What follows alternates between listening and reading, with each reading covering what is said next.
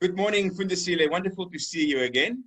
CEO of South African National Parks. Morning, Shaun. It's good to reconnect. Good to see you after so many years. So Fundisile, you've got 25 years experience in biodiversity, in environment management. You're managing South African National Parks. That's 40,000 square kilometers of protected area. It's about the size of a whole of Switzerland. What's the role of tourism in your overall conservation estate and revenue model? We, as you know, Shaun, conservation is underfunded. This is why now we need to look at other options. The only option we have to run our estate, which is 56% of government estate that we're managing, we need to invest in tourism.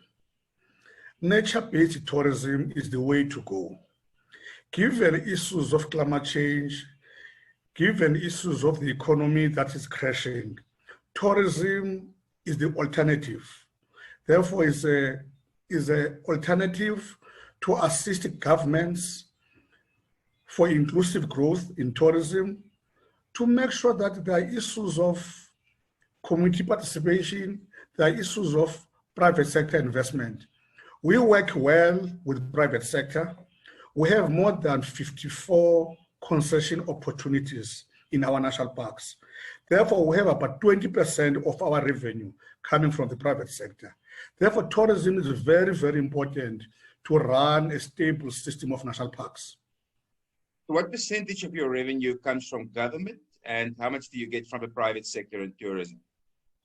From government, we are only getting an operational budget of only 20%. 80% is self-generated. Now with the concessions, we get 20% of our tourism business from the concessions I mentioned earlier. And how did COVID-19 and the slowdown and the lockdown impact your overall revenue model, and how are you dealing with that? Level 5 was a complete shutdown of tourism. Level 4, there was nothing. At level 3, we started for the self-drive, interprovincial. Now at level 4, we've opened our tourism accommodation at 50%. I looked at the figures yesterday. We only for now generated only 25 million. Therefore, we're affected by this thing.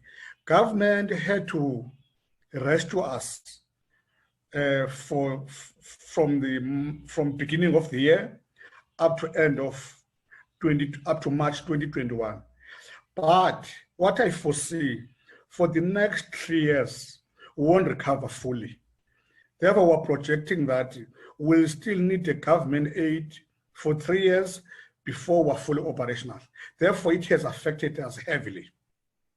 And the communities around parks, inside parks, obviously also affected by this, but you've got quite unique models also of your concessions to include communities in parks and share the benefits. The communities were affected, but fortunately for us, we didn't have to retrench our own employees, point number one. But those communities who were doing business with us, relying on tourism flow, were heavily affected. As a result, we had to work with some foundations, like Sia Quality Foundation, the captain of the Springbok, and also the Wilderness Foundation. We had to develop a partnership in terms of food parcels for the staff who were dependent on tourism to assist them for the next 6 months. So you have 5 million visitors a year in national parks, if I recall the number correctly. That's 5 million touch points of customers or visitors to promote responsible tourism. Can you tell me a little bit about your responsible tourism program and also your work with young people and schools in particular? We receive 7 million tourists per year. Let me start with the youth. Early in March, before the lockdown, I had a youth summit where we want to make sure we work with the young and the requirements. We developed a nice program with them, but lockdown we couldn't follow up. But at level 1, we'll look at the youth program. But for now, we have many youth initiatives, youth working with us in the national parks, youth programs that are looking at guiding, that program is there. But with broader stakeholders, we still need to find a way of working smarter. But our People and Parks program that we launched a long time ago is working because we have forums.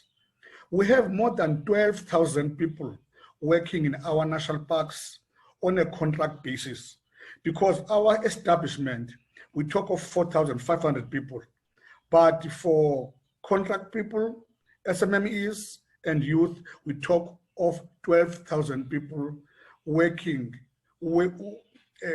up every day to come and work in our national parks. So a final question, I want to ask you about the transfrontier conservation areas and how these support your overall conservation objectives, but also allow for species migration in the face of climate change. Can you tell us a little bit more about that? We, as you know, we work with 7 frontline states that we share borders. We do have programs with them on issues of research for starters, on issues of species. Like, for example, we were saying we need to take some of our population to our neighbors. For example, we'll be taking in the next 4 years more than 1,500 animals to Mozambique, Zinave National Park. We are also planning to have an elephant program with Angola, although it's not a frontline state, but it's part of the DFCA going further north. With Botswana, we do have migration of elephants coming from Zimbabwe and Botswana crossing to our borders. At times, we do have challenges, but because we have a transfrontier strategy, it's easier to deal with those issues. We also work with Namibia on many lion population management, the human-wildlife conflict. We must work with those issues. I mean, it's a moving target, but what is good about it is to have states sharing borders, looking at cross-border biodiversity. Thank you very much for spending time with us this morning, and look forward to speaking to you again, Fundisile. Thank you, Shaun. You're welcome. Thank you very much.